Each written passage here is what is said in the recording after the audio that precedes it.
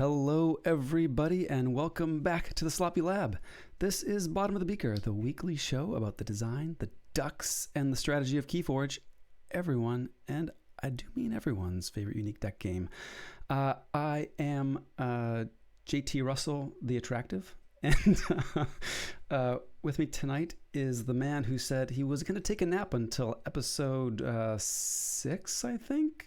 No, definitely not 6. Definitely not 6. Well, it's season 4, and back with me in the lab is Quickdraw. How we doing? Quickdraw 3457. Hey, it's good to see you guys again. Happy to be in season 4. Season 4. Absolutely. Wow.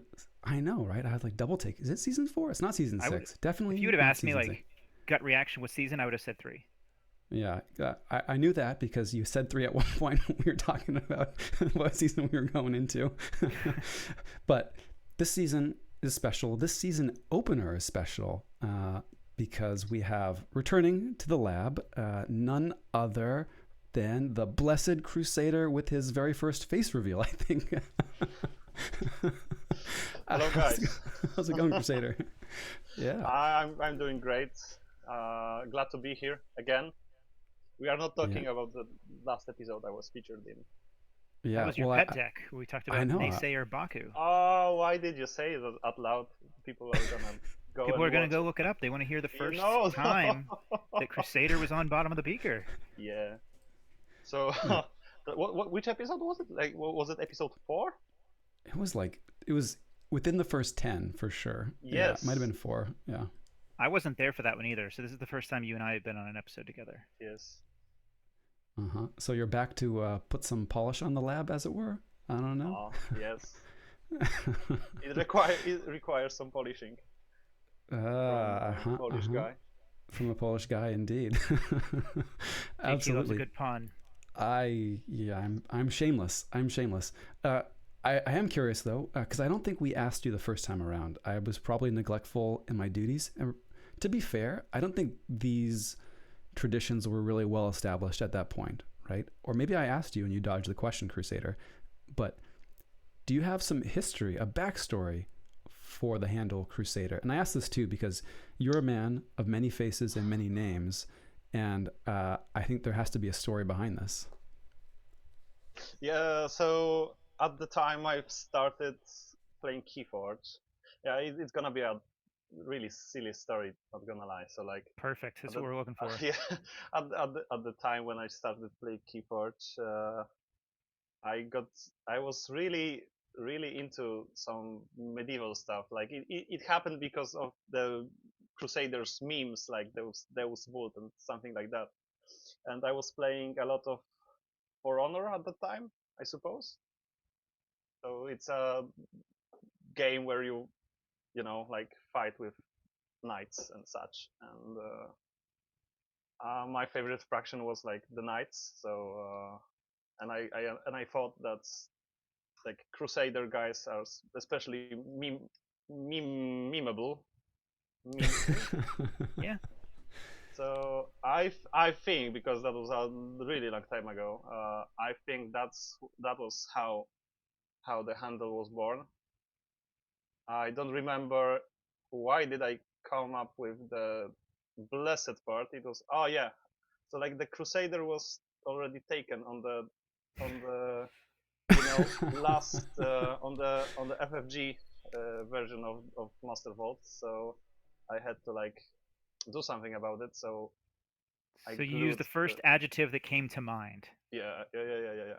But then I realized that during tournaments, people were calling a guy named Blessed, like two years ago in Florence, and I didn't react to that, so I cut the first the first part back when I could rename myself in the newest iteration of Master Vault run by GB. So the new Master Vault rolled out, and you got on Crusader as fast as you could to make sure nobody. I did it like a few weeks ago before the Walter Bochum.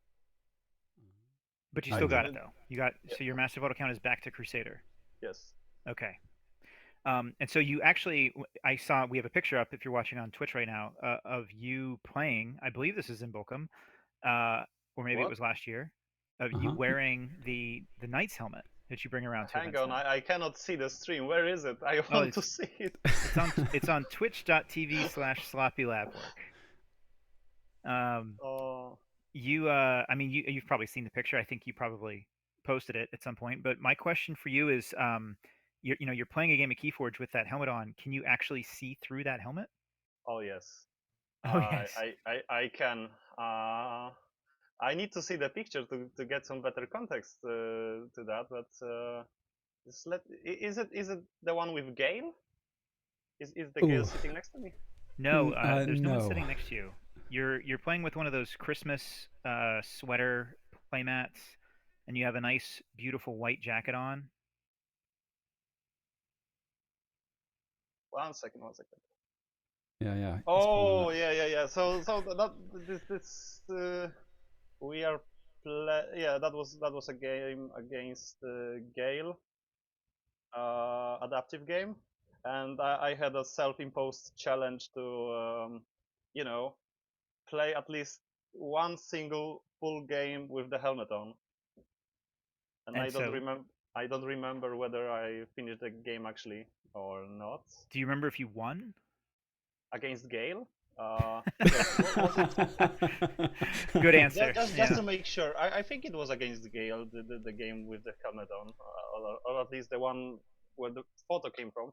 But yes, when I've played Kagi Live, my single match of Kagi Live for the weekend, it was against Gale, and I've won that game. So I had some revenge for the Kagi 12 finals, which I shamefully lost. Mm-hmm. Yeah. It's an even trade, right? The Kagi Live finals for the Yeah, of for the course. Kagi Live. Yeah, I'd say so. It wasn't the finals. It was just Kagi for the yeah. I got you. Kagi finals, yeah. That's cool. That's fun. And I'm glad that we have pictures to immortalize it too, because I think it adds to the mystique of your aura, quick Crusader, Oh, and that was mystery. the point. That was the point. Are you gonna I have bring a it with you to KFC then? Hmm? The helmet. You gonna bring the helmet to KFC? Yes. No. I cannot say that loud. It's gonna spoil the fun. I Okay. didn't say that. All right, we're gonna cut that. JT's gonna cut that in No. post. Leave it in. I have a few pictures too. Yeah, we have the you celebrating with your with your helmet on as well. Love this photo. Wait, I need to. I'm waiting for it to show up for me. Yeah, and Oh folks God. who are No. listening at home, who may not have been following along, I can't imagine. You Crusader are the very first Vault Warrior to come out of the lab, and so that's very exciting to us. We're very proud of you, as you can imagine, and we're also. I know, speaking for me personally, I'm very worried about who we're going to start making jokes about being the worst player on the team now that you're a Vault Warrior champion. Yeah. You guys can do better, I suppose. Just do better. We got to do better. Well, and of course, JDG just won Canadian Nationals. Not a Vault Warrior, so you still have the title of first and only Vault Warrior. Well, the only Vault Warrior, yes. Only Vault Warrior. I think we have some second place finishes, some top eights scattered throughout as well, but the very first champion. So congrats and helmets off to you, Crusader. Indeed, yeah. Thank you guys. I think every runner-up we have is JDG though. So we like to say that we have a lot of runner-up performances, and they're all JDG. He's the closest. Yeah. I'm sorry to steal the title of the first World Warrior from you guys. Well, I didn't mean to. I swear. You tried your best to lose. You just couldn't do it. Yeah. If you rewatch the stream of the finals, then you can say that. Yes, I was. No, I did watch it, and I thought you played very well. I didn't notice anything bad one except exception. Trying to call Dis to play Hoodwink. I mean, it was a bold move. If it would have worked, it'd be fantastic. But it would have been great. So we do have a recurring segment of $1 billion plan, $5 blunder. I think this fits the bill pretty well, and I'm happy that it has a happy ending as well. But yeah, do you want to tell us what happened, Crusader? So I can even specify at which time of the stream that play happened, because I rewatched it. It was like 1 hour 40 minutes into the stream, into the final stream. I've had my like the context of the board. So like my opponent's steward was on the second key. Check for the second key. Plenty of amber. I suppose it was like 8 amber in the pool, and I've got a perfectly crafted hoodwink hand with like 5 non-shadow cards, so like still 5 out of the bat.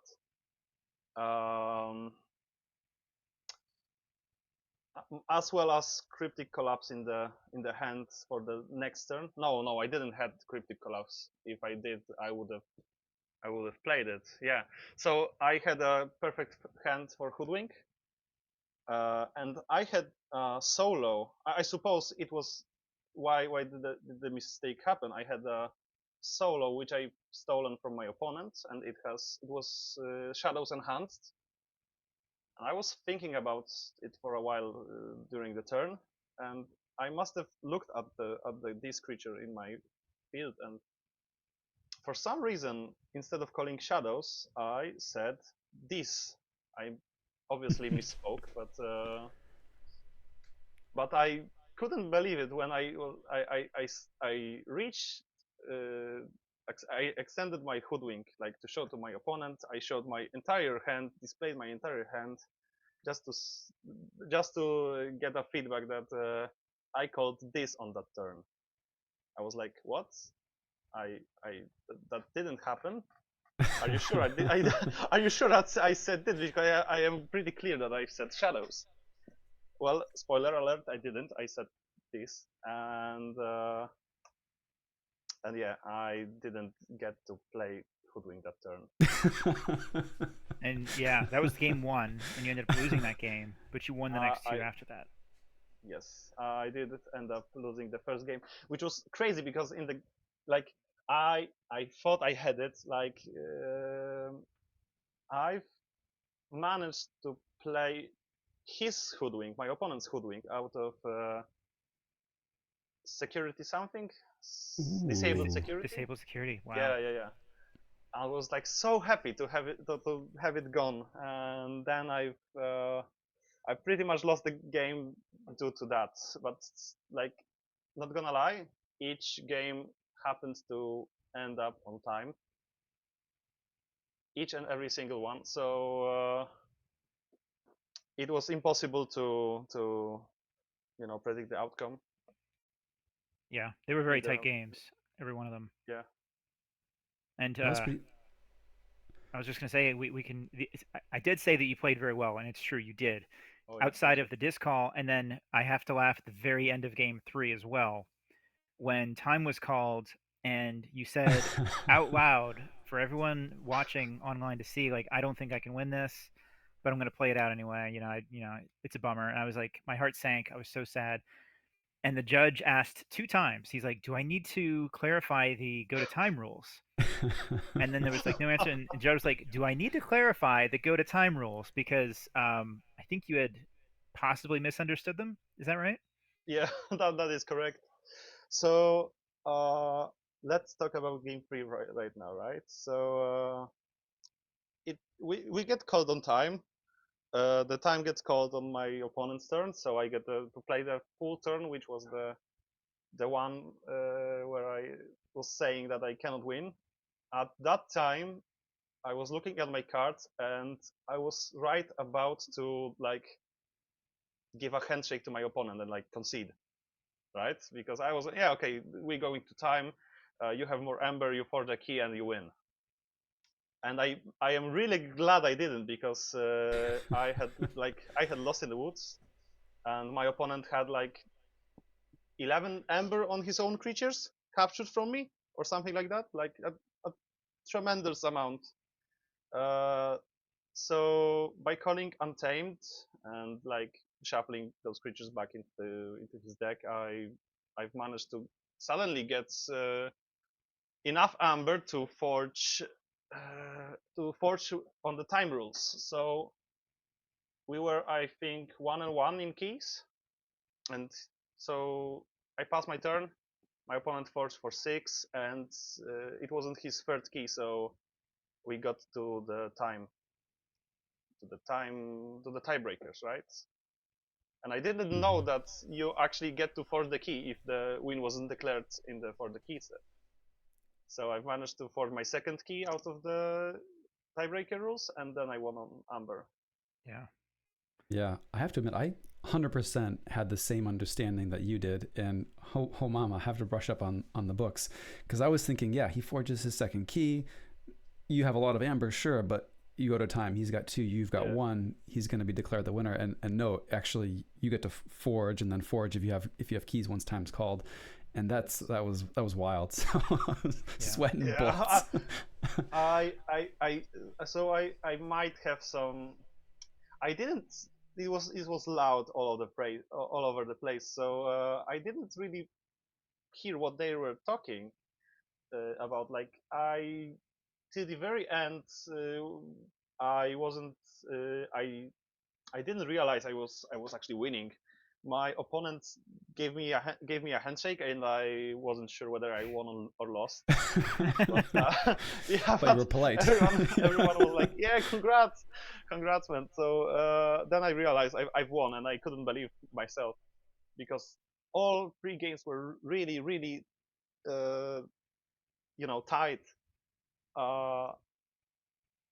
I will also mention that you remember when I said like in the first game I've played his Hoodwink. So right off the bat, the second game happened with a random bottom deck purge of my Cryptic Collapse, which was also the very very card that I needed to win. Fortunately, I did manage to get a win without it. Plus, I think random discard of Cryptic Arachnids or something like that. The guy that makes you capture 2 from the outside. Parasitic Arachnoid. I was like, how am I supposed to get out of this? I cannot win. But all of this is like really good argument for never hitting that concede button. Play it out. Oh yeah. Like I do will the never best you hit can. the concede Like button even again. if you think that you've lost on the last turn, play it out. And this goes for TCO as well. Like I never like to concede on TCO, because you never know what's going to happen. You never know if your opponent might make a mistake. Just play games out. I see so many people do early concedes in any game on TCO, but play it out. There's so much to be gained from learning about the end game like that. And maybe if your opponent makes a mistake, maybe there's something you missed. Maybe you don't know the go to time rules. All kinds of things can happen. Yeah. Also, make sure that you read the logs and see who it says actually won, because sometimes there's a key cheat. Yeah. Like, oh, I guess you won, but I thought I won. That happened to me last week. I was playing somebody, and I played an honors thesis to win the game, and we said GG, and we were talking about it, and they said to me like, "Oh yeah, I think I only won because of this," and I was like, you didn't win. I forged my third key." No. Back to your match though, I do want to ask you. So that third game, you talked about the very end of the game, you had the Lost in the Woods, and Lost in the Woods was not something that you had in your deck in game 1. Yes. You did some tweaking of your what do they call it? A calibration. Calibration is the word. Yeah. So fun facts. So the opponent I was facing in the finals was also the only opponent which I've lost in the double LO phase. So I lost to the guy twice before then winning against Stewart 2 times. So my deck for the entirety of the tournament was actually these Shadows and Redemption. It was a very cool redemption pot. It had like all the Ember pips on the redemption cards, like extra Ember pips. It had I like how we have to like I played redemption, but guys, it was good redemption, I swear. It was like yeah, it was really nice when you like look at the amount of amber per card, right? It had like Namel's Confession.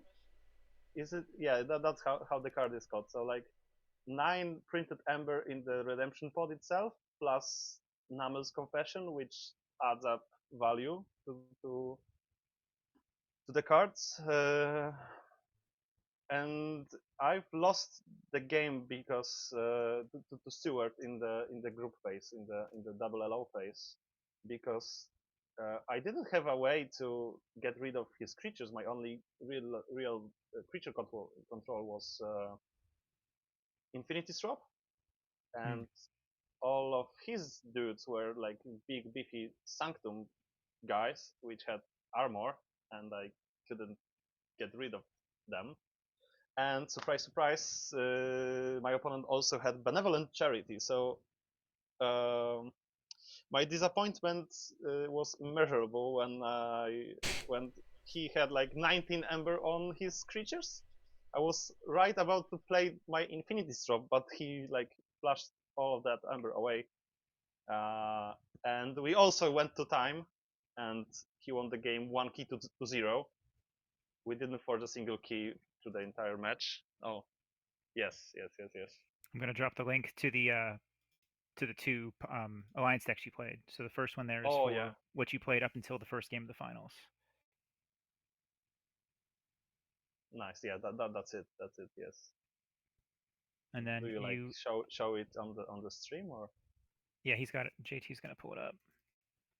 I love the tweaks that you make for calibration. Like that's so cool to see that kind of thing and understand what you need to get across the finish line. So that's just it's a great move. Yeah, so we're looking at the first iteration of the deck here. Townsend the Joke Copper Strom is the given alliance moniker. Yeah. Dis Redemption Shadows, and that redemption clocks in at a beefy 18 sass for the house. No, I'm teasing you. But yeah, it doing a lot of work, especially in a sealed environment. I can imagine with all those pips and some bodies. You got some like a Growlin that got a couple enhanced pips on it, and the Mist with an extra pip on it. So definitely some nuggets to be had in JT, the redemption side here. Question for you: what would you say if, like a month ago, Crusader said to you, "Hey, JT, I'm going to be the first Sloppy Lab worker to win a Vault Tour, and I'm going to do it with a redemption pod that's 18 SAS." I mean, except for the end part there, Crusader says that all the time. So I'll just be like, oh, okay. Just kidding. I will say if it wasn't Sanctum, then Redemption is a very on-theme fit for you, Crusader. So yeah, I feel like this myself as well. Totally. So, but I mean, you got some spicy stuff going on here. You've got Otanu, Cryptic Collapse, double Parasitic Arachnoid. Oof. Oh, you shouldn't have. Very nice. Tryhard. Hoodwink. Miasma. Yeah. You're the tryhard. There were two tryhards here. Very cool. So how did you feel when you kind of opened up your pool initially? Were you like, okay, this is some gas, or did you kind of feel, I can work with this, but it's going to take some doing? You might have, like, I said it on Discord. It was like I was sitting at the table with all my decks played in front of me, and I was like texting you guys, I think I've opened fire. I think I've had a chance. I have a chance this water. So I believed in the pile I was piloting for the entire time. So out of the 3 decks I've opened, so I had 2 great D spots. Mm-hmm. But this one was strictly better, so this was the obvious choice. I had only 1 shadow spot, which happened to be the one that came with the best prophecies, and like it was auto include. Like I think all the sealed matches I've played this tournament were against these shadows and X house. So if you've opened shadows, you had to play it. Mm-hmm. That's how good Hoodwink is. On top of that, I had great prophecies to go with it as well. So I managed to get enormous value out of which one is it? No, not trust your feelings. Look how far you've come. Yeah. Flashing away cards every turn, most likely. So basically playing mostly decent shadows.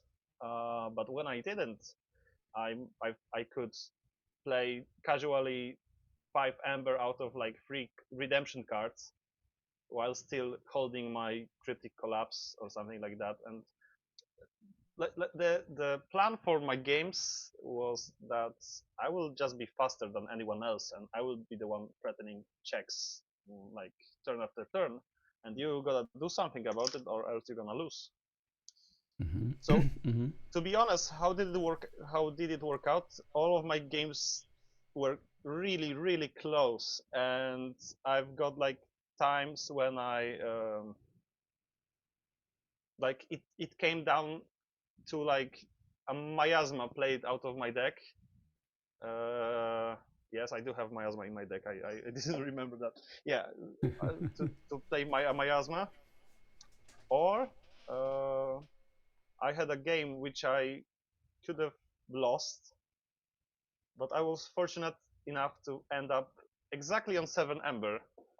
And my opponent, shout out to Keba Keba Keba, he was like, man, if you went on 8, I could have cutthroat research you and then play Urchin. And wow, if I went to 6, he would have played just Urchin. yeah.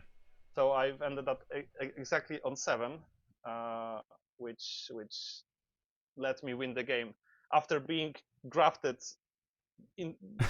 for 4 amber, and it was a graft which I knew about but I forgot because it was revealed out of Hoodwink. Yeah, it's crazy games. But usually it was like I play Hoodwink and my opponent plays counter Hoodwink, something like that. That's what Yeah. so many PV games are like. Where I had even in my locals a couple weeks ago, we were playing PV Sealed, and all of us had Hoodwink, and I found that like if I played it second, I was like usually much better off. Like they're gonna Hoodwink, and then if I can counteract that Hoodwink, I can kind of like take the tempo away. I found that worked out for me a lot. But it's amazing how many Hoodwink mirror matches there are in this game, especially with Sealed Alliance. Yeah. Hoodwink is crazy card, but it depends on how well your setup is. So obviously, if you have logos, you can like do the Archon's callback and then Hoodwink for like 10 amber or something like that. But if you happen to play a tryhard before their Hoodwink turn, or like disrupt them in any way, you might find yourself that they are only hoodwinking you for 3 or 2 amber. No, 2 is not really worth playing a card, but I've had matches where my opponent or me were playing hoodwink for 3 amber swing. Yeah, a casual swindle without alpha and omega is still okay in some situations. Right. It sounds bad. It purges itself. Yeah, if it's your one shot, right? Yeah. So interesting too. What stands out to me about this deck, looking at it here on DOK, obviously very spicy, but 4.6 is the rating for creature control. Did you feel kind of that as a liability? And I know we're kind of foreshadowing a little bit your recalibration, but in general, did you feel that was much of a liability? As I've said, my game plan was just to cross the finish line as fast as possible with as much pressure on my opponent as I could. So I was like pretty confident, like looking at my deck and I being like, yeah, I've got 1 Infinity Strop. Turns out that there was that the creatures in my deck were also very helpful with keeping that board reasonably clean. But you've got to take into the consideration that I wasn't facing many board heavy decks, and when I did, and I namely say logos like board spam, I've managed to get my Infinity Straw right in time to clear them out. So a little bit of a fluke for me, but surprisingly, Ortanu was really carrying my creature control as well.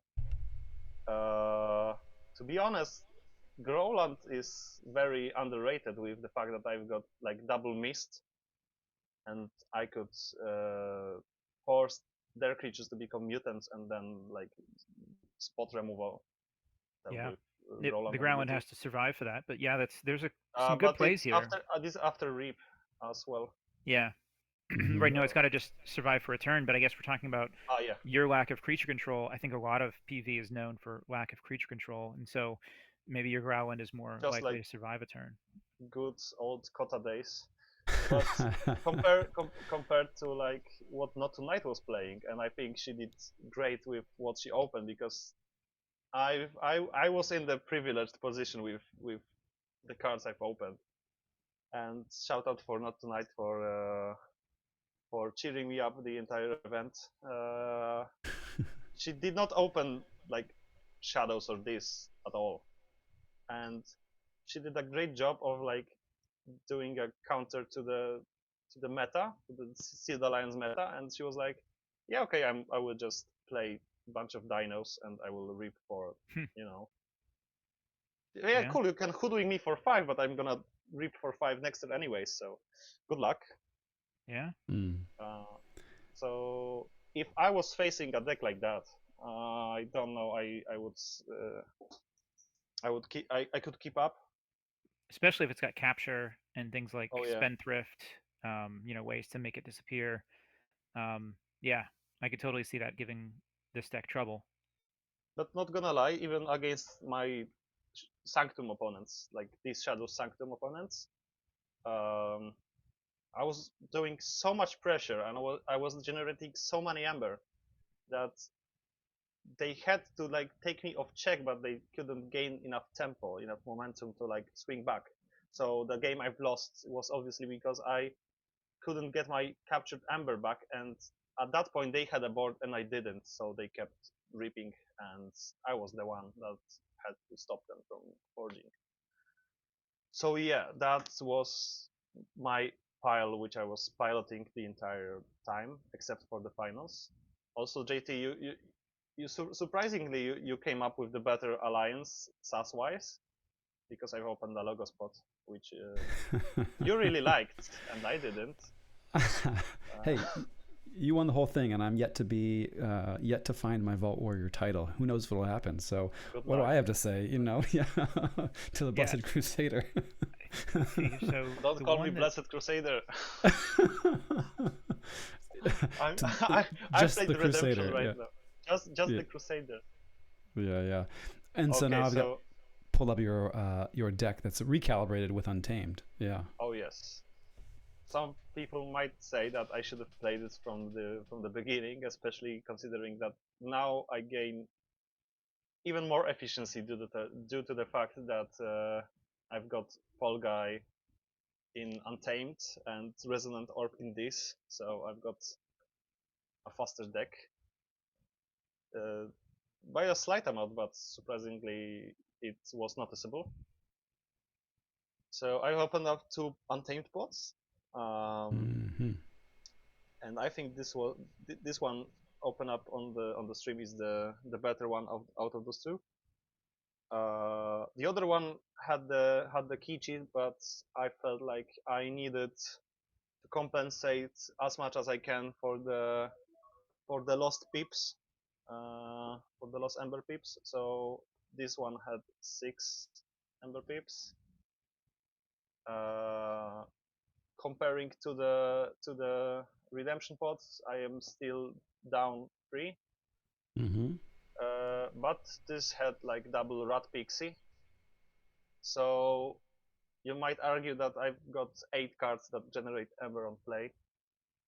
And yes, I feel like it was a definite upgrade as much as I liked my redemption pod, uh, the more games I've played, the more I felt I was like lagging behind.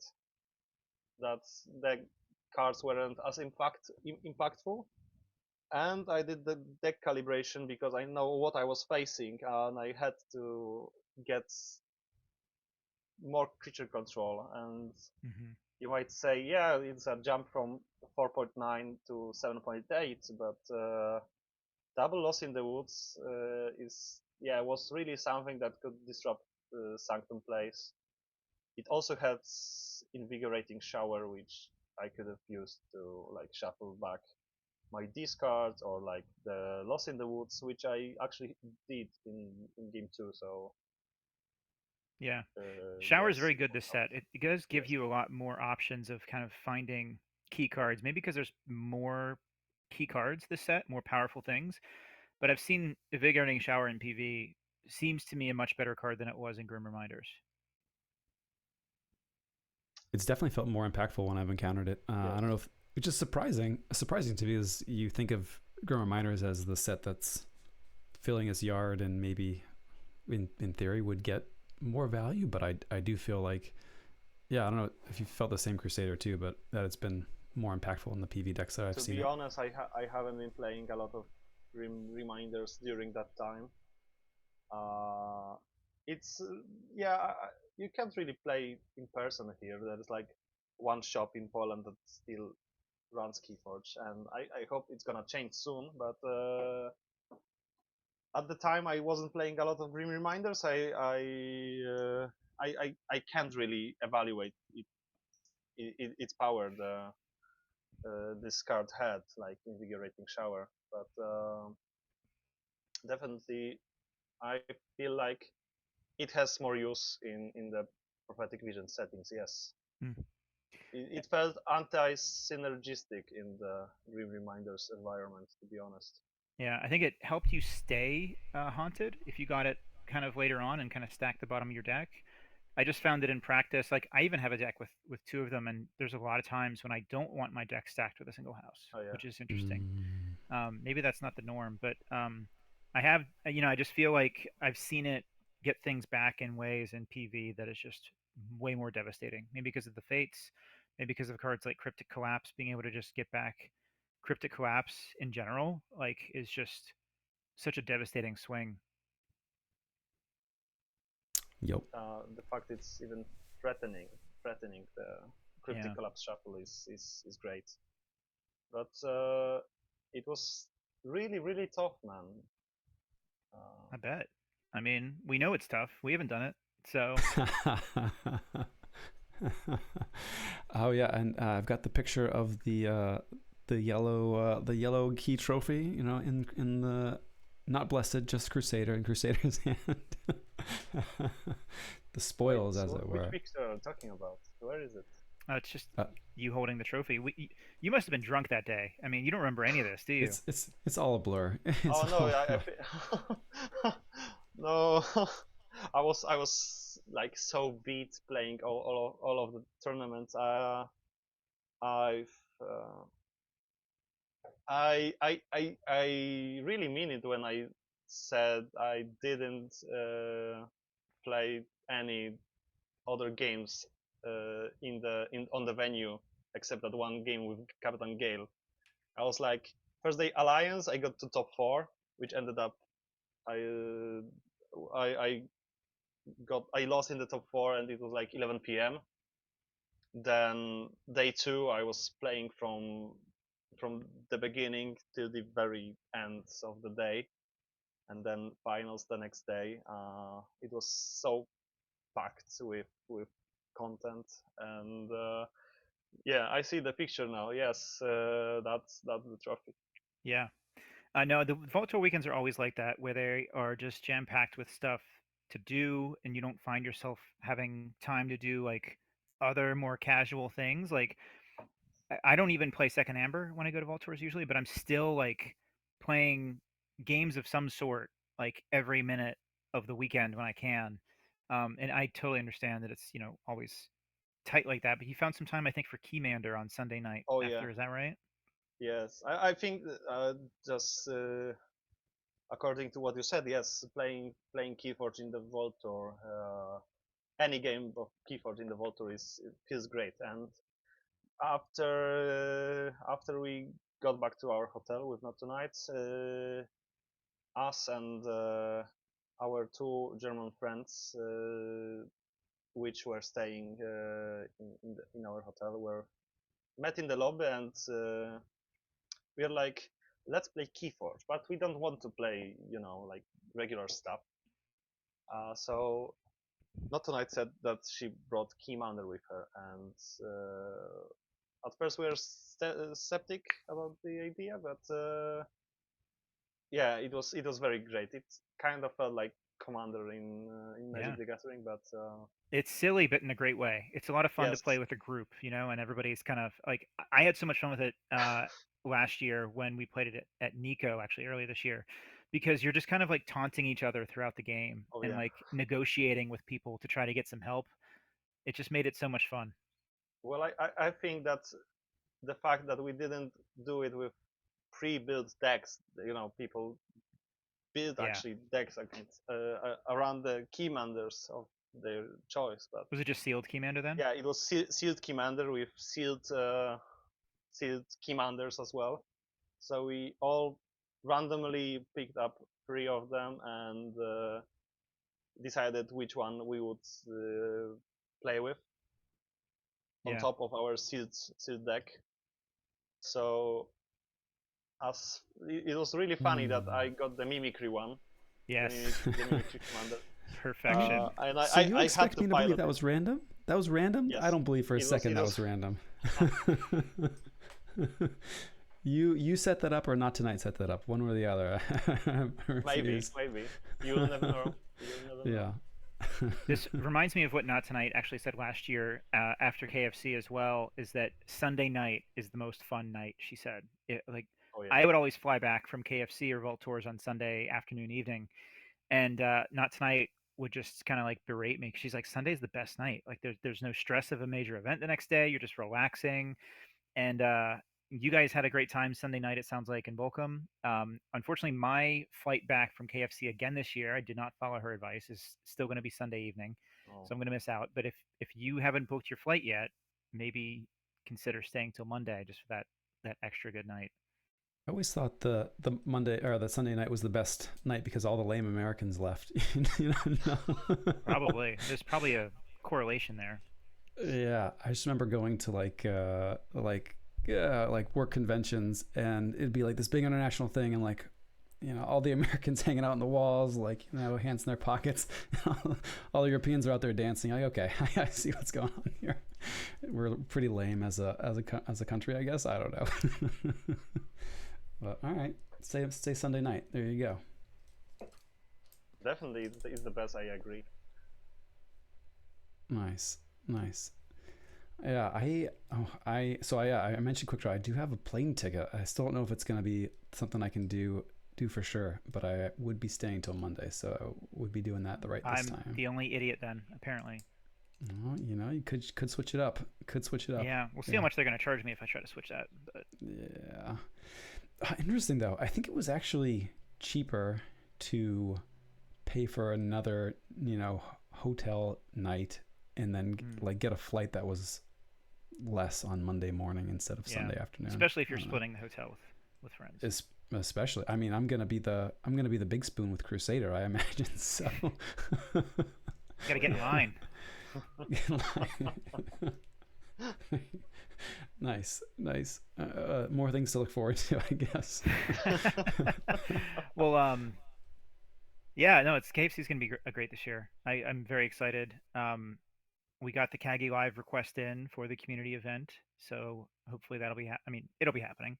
Whether GG wants it to or not, it's gonna happen. Tons of other stuff. The Vault Warrior Feast for Crusader is going to be Wednesday night. I think that's like it's a meal with CTP, isn't it? Is it? And this is the last time CTP ever did the Vault Warrior dinner. No. We're gonna give you so many questions. Oh God! I'm gonna be interrogating him on the Wednesday night or what? Yeah, of course you are. With your helmet. Yes, Yeah, with definitely. the Oh helmet yeah, on. the helmet stays on. Totally. Totally. Halfway through the Uh, meal, you take the helmet off, and it's actually me. yeah, it was quick draw this whole time. Well, Yeah, you I know gotta write it down. we talked an awful lot about Seal, but you did very well in Alliance as well. I don't know. Do you have? I know we've gone a little bit long, but do you have any kind of nuggets or wisdom on the Alliance format to share? I can go. I can keep going. I can keep going, man. So yeah, I didn't have any hopes for Alliance tournament actually, and I was quite lucky to get into the top cuts. But the deck I was playing was a borrowed one. I borrowed it from my friend from Krakow. Uh, Shout out to Voda Voda. He was really passionate about Alliance when it came out, and especially after he pulled double Nibor double Nibor deck. Uh, so the combo basically tokenizes your entire deck, and with the help of Equidon pod with token of appreciation, it's possible to do a one turn kill with it. With the Uh, prospectors as well to redraw it, right? yeah, with prospectors as well. And then he got in a support pod uh, of Unfathomable with a lot of hand disruption. Uh, and I was like, yeah, man, yeah, I'm going to Voltur, and I don't have any alliance decks, and I know you have one. May I borrow it? And he was like, yeah, go pilot it, go win with the deck. And I, at the first time, I was like, maybe I will pilot like a PV value pile of some sort, like many people actually did in the alliance tournament, and I got beaten by it in the top four. But yeah, my deck really cared about drawing double Nibor and setting up the combo as fast as possible. If I did, then there was a high chance I would have won the game. But to be honest, uh, I've lost the first game to a bunch of Saurian dudes of Prophetic Visions. Then I've won the second game on stream against Lorenzo, where I drew the combo in my opening hand, and I was like really, really happy to like play it out. Like it was like double Nibor, and the rest was I don't know support for the combo. And I might have actually lost the game if I didn't like choose Unfathomable and discarded his board wipe with my entire deck tokenized. If he wiped the board, I would have reset the board back to zero and not really much in the hand as well because the cards are gonna be in the discard pile. And then I got a buy after being 1-1, got a buy, Hmm. and that buy got me into the playoffs immediately. Into the So top cut or into like a play-in no, game? into playoffs, into playoffs. I had Okay. to play one more match, and then top 8, and I lost to top 4 against Yeah. Ponyo. Yeah. No, it was a very cool build. You shared it with us the week before, and yeah, it's interesting and kind of fun to see these winds of exchange alliances or decks kind of pop up now as still being viable and still doing something different.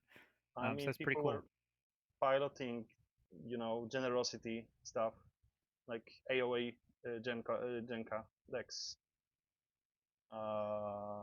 So there was a high ceiling for experimentation over there. I feel like there was like quite rogue, a handful of rogue PV builds uh, like without any that's Star Alliance card which blocks your entire game. What was it called? Cosmic Recompense. Yeah, Cosmic Recompense. It was just a bunch of PV decks. Most of the meta were PV decks, I Yeah. think, or I faced them. I think I was the only one running Winds of Exchange at the tournament. I believe that. I mean, there's not many other Winds of Exchange alliances that come to mind besides the double Nearbor that I think would still be viable. Yeah. Yeah, that's interesting. But like PV value decks, not even like Recompense Lockout or like Atrocity Lockout. No. Just yeah. I've lost in the top 4 match against Logos These Shadows value pile. And you had your Nearbors purge that game, if I remember correctly. Oh yeah. Right?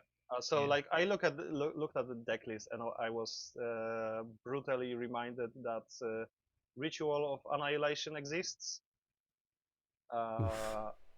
Oof. Yeah, that would have been tragic, but I didn't even live long enough to get it on the board. So like there was Ritual of Annihilation, Forgive or Forget, which I also didn't know can purge cards from the discard pile. It can, but I knew that It sure can. at Yeah. that point, yes. And a Cyber Clone, so doesn't matter where I would put the combo Right. out. There's nowhere safe for it, right? Yeah. So I had to like play Nivor and hope that my opponent doesn't have Cyber Clone, which he did. So then there was it turned into the game of per Keyforge, and I was at a disadvantage, a significant disadvantage. Yeah. Mm-hmm. But yeah, it was great. It was great. So, yes. So you crushed it in Sealed, crushed it in Alliance. What happened in Archon, man? Like, what happened? Oh yeah, in Archon, I see that Not Tonight has joined the chat. So, now I'm gonna say, tell everyone that I lost the first one to Tokens of Change deck. That managed to get, I think, into the top 4 or top 8. And I was like, no, I don't think I can do anything in this tournament. And by the way, I was playing old favorite deck from Quick Draw. Yeah. I was playing Giant Brain Alien. That's right. Yes. The Giant Brained Alien of Bet Cove, which I appreciate your your persistence in continuing to try to play it. I know you've not had success with it. It's not a great meta choice now, but there are still some times when I don't understand how you lose with this deck. No. But hear me out. I was like, okay. So for context, before the Volter, I had like 36% of win rate with this deck on TCO, and I was like, how do I pilot it? What's going on? And I lost the first game, and I was like, okay, I'm not gonna do well in Archon. And then I lost the first game. The other one, the other one, I was paired against Not Tonight. So the only other person that the least, the person which I wanted to be paired against the least, but we had to make we had to face each other, and one of us would get knocked out. And I was during that game, I was like, I'm so tired. I don't want to play the game anymore. Do you want to win? And she said no. Yeah. So you played Not Tonight in game 2. Yeah, Not Tonight said no. So I proceeded to beat her 3 keys to 0, I suppose. You suppose. I wasn't counting, I've but I've gotten the team kill, so that's something I can put on my resume. But sometime during that Volter, I think I've got a revelation, and suddenly I knew exactly how to pilot the deck, and I was like, whoa, so this can do stuff. And I was like, there was a game against Massimo where I just kept playing red line rotation, and Every if I turn. didn't, yeah, every turn, and if I didn't, I was like archiving back against all flags, and I was like, yeah, okay. If you don't want to go to 7, then I will just keep building up my archives, and Yeah, he just exactly. he just couldn't do anything. Yeah. Yes. So you turned a corner with it, which is great. I'm very happy to hear that. Yeah, Mm-hmm. and I've managed to get into the playoffs. Not tonight. Oh no, never mind. I've eliminated not tonight on that tournament. But I've Just keep putting the managed salt on, yeah. yeah. I was 3-1, and I was going to playoffs really confident I can win. And I was paired against Don Quixote, not Don Quixote, Don Keyforge. Don Keyforge, which, if you may know, is the owner of the Pastor Us Mm. deck. Mm-hmm. Yeah. So That's a really hard matchup. I think that deck has won like 2 Volters by now, I suppose. And it was a tough matchup. Not unwinnable, but it was tough. Because I wanna steal Ember, and if my opponent doesn't want to make any Ember and they just go and forge their keys for free, then Exactly. I'm not having a good time. Yeah. No, it's definitely a tough matchup. I mean, the alien plays better into PV, or sorry, not PV, Amber Skies, and it plays pretty well into a lot of Grim Reminders, just not the ones that abuse a free key abduction, which is admittedly a lot of them. Okay, so to be honest, I in my Archon like run, I lost 2 tokens of change. I've lost 2 Green Reminders, but then I've played 3 games against Prophetic Visions, and they wasn't like any random Prophetic Visions decks. They were like good Prophetic Visions decks, like Shadows Dislogos, 120 SAS and above, or something like that.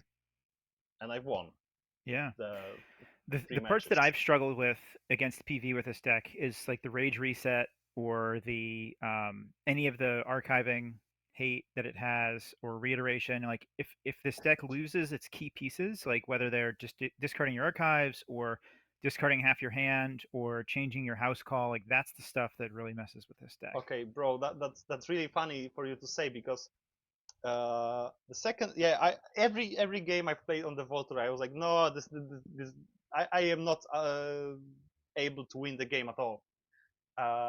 And in Archon it was the same, because like I played turn 1 Shard of Resurgence, and then game 3 and game 4. So like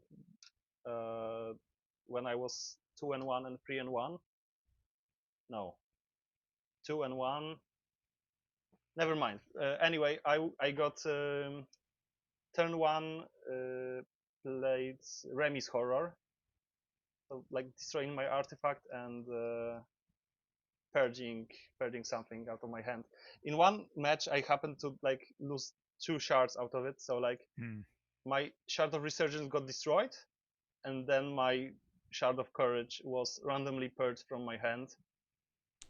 That's and rough. I was like, okay, I think that's GG.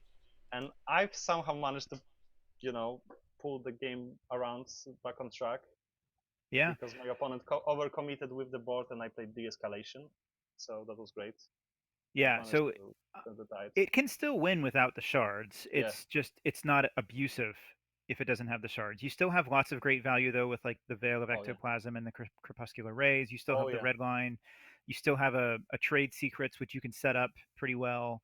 So it has cool things it can do in all houses, but the shards allow you to just do it over and over again. So like I've been able to win with it even without the shards, but it just makes it a little bit more of a quote unquote fair game. Yes. Fair in the context of red lines and crep rays and exactly. Yeah, super fair. But you're inspiring me to give it another shot against PV, especially more in the current meta. Try nice. it. definitely not gonna let you down, I think. All right, those are big It, words from oh, Vault Warrior Crusader. it's funny too because I Well, have I kind of thought T Zyger was gonna really have a tough time in the PV meta, and it does if I keep playing it the way that I was playing it before. But changing things up a little bit, I think it's still got some legs. So that's interesting. Yeah, Yeah, re-exploring some old faves. yeah. You talked earlier, JT, before we went on about maybe thinking about some older things that play well in the PV. I have an Ember Skies deck, a different one that plays really well, just because it makes a huge board with lots of house enhancements. Um, I know X-Ray at Baltimore made top 8 with the mass mutation deck just from Huh. making a big board. So I don't know. I don't know, Crusader. What do you think? Like, because to me it feels like the PV meta is sort of shifting to still have like a lot of that disruption, but also including more of the creature control. I think the deck that won Las Vegas was a PV value deck with lots of creature control. so you are asking me this Yeah, question. you're the expert now. You Oh are yeah, the cool. official best player on Sloppy Lab Work. So you're gonna get hard Thank you. questions now. Yeah, so I will just shamefully admit that I didn't play much prophetic visions at all. I only cracked about. I was playing. I played one seed in real life. I played. Yeah, that's basically it. I was like grinding with some other decks which I've opened on the TCO like several days before.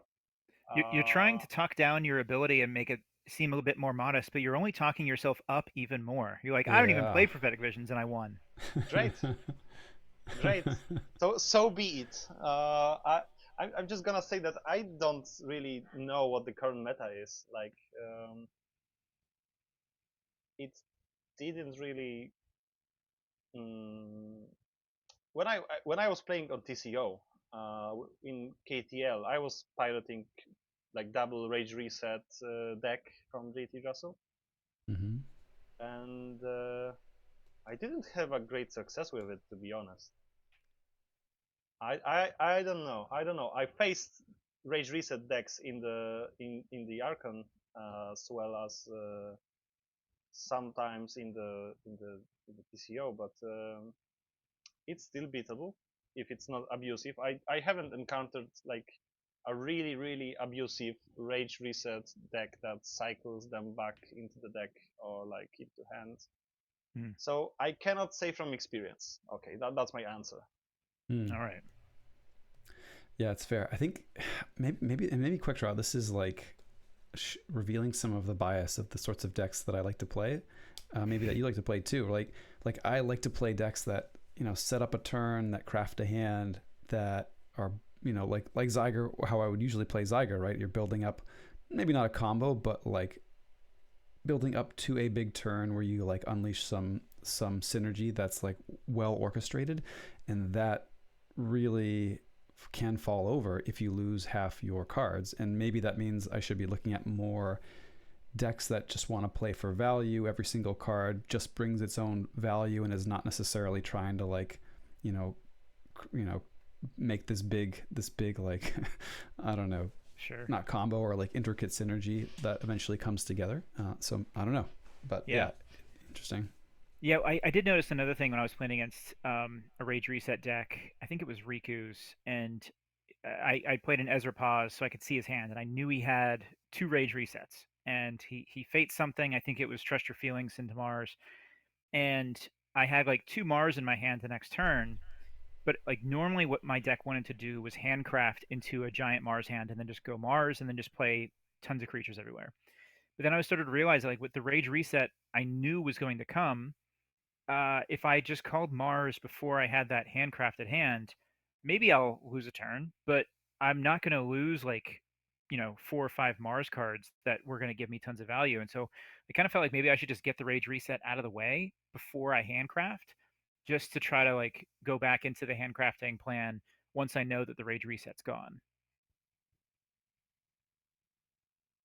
Sounds like fodder for another episode. I don't know. Could be.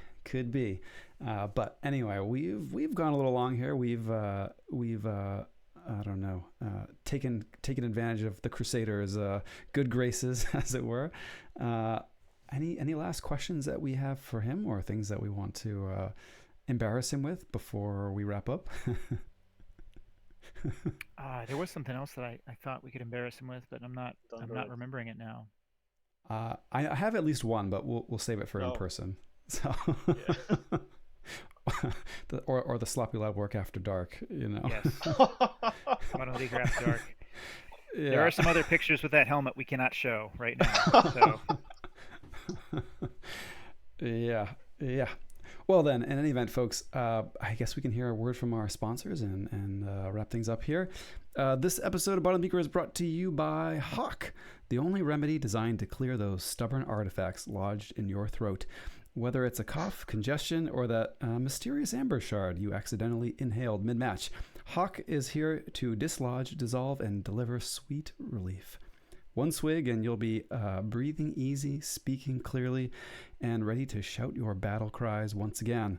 Hawk, because sometimes the hardest artifacts to clear aren't on the battlefield, they're in your chest. Indeed. Quick draw, do you ever find you could use a little Hawk? And I think you have to kind of say like Hawk, you know, a little bit of a... Like Bochum, Hawk. Yes. Hawkum.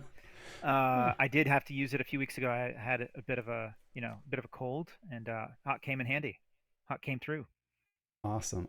I don't know. Sounds like pretty glad to have it there. Crusader, are you a big Hawk user? Do you have any use for it? Speechless. He's like, get me. He's like, wrap this up, get me out of here, guys. Nice. All right, folks. Well, I'll let you also know that Bottom of the Beaker is recorded live on Wednesday evenings at 9:30 Eastern Time, right here at twitch.tv/sloppylabwork. That is, of course, excepting when we have our very own Vault Warrior 2 harass during the Eastern European time or European time evenings. In that case, we're probably a little bit earlier. But you can find recordings of our past shows and other streams over at youtube.com. We are at Sloppy Lab Work over there.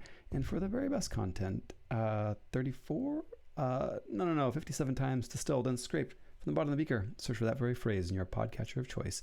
And we'll be there ready to ogle at Crusaders trophies with you. All that and more at sloppylabwork.com.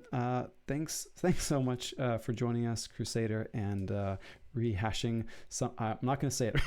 Rehashing some of the glory with us. It was a pleasure, indeed. Stay sloppy. There you go. Nothing left for me to say here. But thanks for coming on, Crusader. It's good to see you. Thank you very much, guys. It was a pleasure to be here. Yeah. Awesome. Oh, we were supposed to ask you about the rule of 10. Oh, no. Oh, yeah.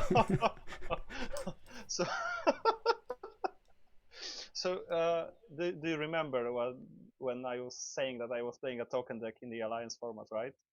Uh-huh. Mm-hmm. And that deck was making a lot of tokens. And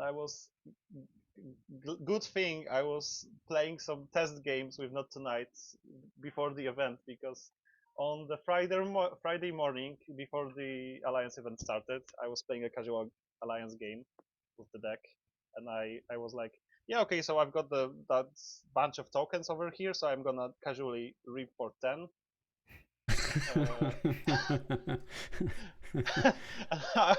And I was like faced with, you cannot do that. You cannot do that. Just want to remind you, JT, this is the best player in our team right here. Yes. I'm very well aware. Well, I think now I can ask you, Quick Draw, if there's anything you'd like to say for the folks getting off of the final audio stop.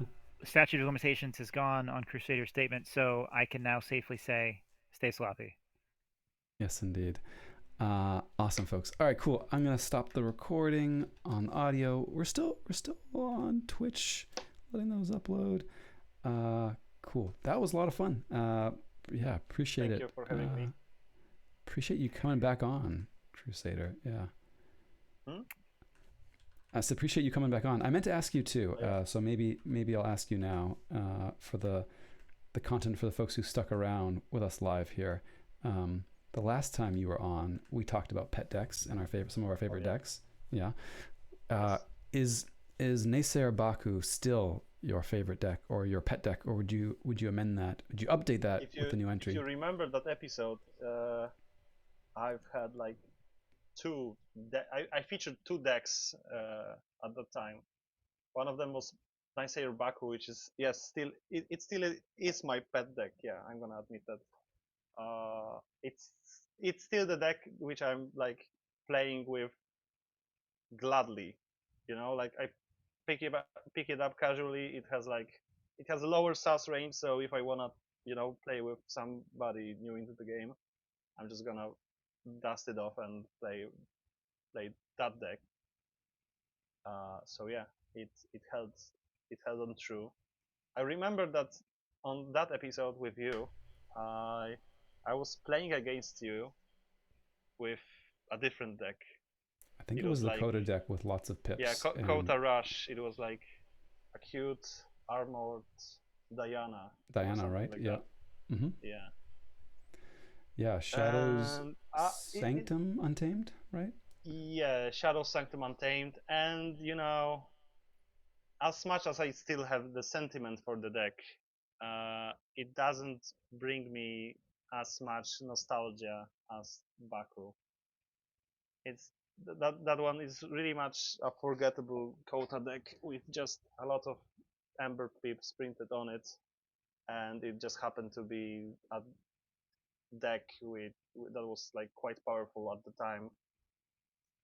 Pilots against TCO randoms. And Baku is a deck that has like something special in it. Like you don't come across triple mimicry with double glimmer quite often, Mm-hmm. I was just gonna say I have a triple mimicry deck waiting for you when you show up here. All right, that's correct. Yeah. Something Yeah, else to look forward to. I thank you very much, Quick Draw. I don't know what to say, Well, except that the deck traveled across, I don't know, Kingstown. it didn't make it. It didn't make it to Canada. No, it went to New York City and sat there, and then it like went to Indiana or Chicago, and then back to New York City, and then it came back to me. I don't know why or how, but I still have it. I was just very thankful that it came back. Yes.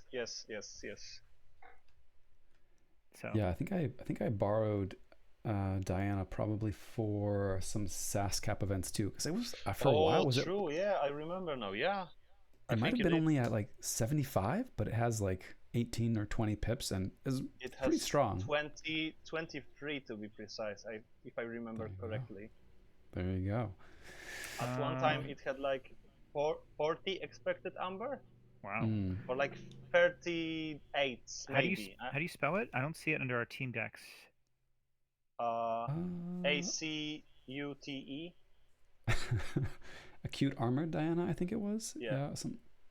It might be like an H hiding in the Crusader's Diana. not on our team. Crusader never joined Sloppy Lab Work. That's why. Oh, I have to do that, right? Yeah, correct. Does that mean means he's that not one of us officially best player on the team? Yeah, he's not officially the best player anymore. He's technically not on the team. Strip this man of his title. Get it out of here. Get it out of here. Guys, may I join Sloppy Lab Works, please? I mean, I think the invite is literally pending in DOK. I think it is, but I cannot see it. I need to like switch teams. I found it. Yeah. Excuses. Okay. Okay. Yeah, 23 pips. Shush. Yeah. All right. That's a cool deck. I see it now. Yeah, with a glorious view that gets a lot of value too, I think. You played this in Kagi, didn't you? He may have. You're not talking Crusader. to me. What deck? Acute Armored Deanna. If I did, then it was like Kagi single digit season. I don't remember playing Kagi. No, I thought I remember you playing this more recently in some event. I don't remember what it was though. Recently? Yeah. No, I don't think I did. I don't think I did. But Not Tonight is pointing out which event was played with JT. Yeah, like I was. JT played it with Not Tonight on events. Mm-hmm. Yeah, it's a cool deck. It was underrated too, I think. by SAS, despite being not to like take anything away from the deck, but despite being a fairly straightforward Coda deck. I think it was underrated. Yeah, it was literally you draw a bunch of cards and you gotta play them, and sometimes you gotta hold Doorstep or Glorious View just to make a huge swing back with Amber. It doesn't have a key cheat. That's what made it like a white class below like average Kota Rush decks. Yeah. All right, guys. Good times. I think we gotta kind of run. So unfortunately, probably no game name for this one for me. But yeah, it's all right. Yeah, we'll do it another time. Let's do it another time. All right, peeps. Thanks, folks, for hanging out on the chat. Good times indeed, and we'll see you around the lab. Thanks, everybody. See you.